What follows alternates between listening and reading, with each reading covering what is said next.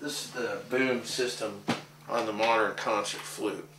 So essentially what you're seeing here is the adaptation of the boom system onto the clarinet.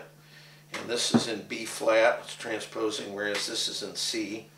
They're both clarinets, but one is slightly smaller bore. And so in orchestral writing, if they want a C clarinet, they want a particular sound, the composer asks for a C clarinet, and most clarinetists and orchestras have a range of clarinets from small to large. It was the adaptation of clarinets and bass clarinets, alto and bass clarinets, to try and develop an instrument that was more modern and easier to play, that led Adolph Sax in Belgium in the mid-19th century to develop the saxophone. So out of the clarinet came the saxophone. The clarinet started out, really, its starting heyday was in Mozart's time in the late 1700s. My first saxophone that I had was this instrument, which has gone through, let's see how many repads, 4 repads and 2 relacquers since I got this in 1962. It's a 1924 Conn B flat tenor saxophone. B flat means that the C that you see written in the music is actually a B flat. So it's a whole step down in pitch. B flat is one of the preferred keys for brass band music and also by extension swing orchestras.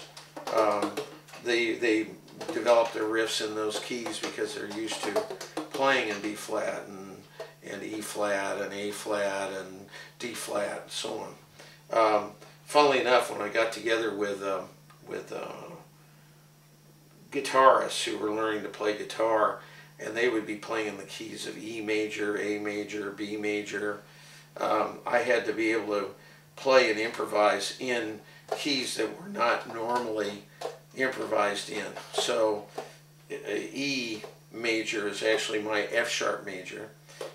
B major is C sharp major, or D flat enharmonically. And then, let's see, D would be my E major, G would be my A major, and so on. So you had to be able to come up with riffs. This is a typical riff in F sharp major by using a kind of a bluesy scale.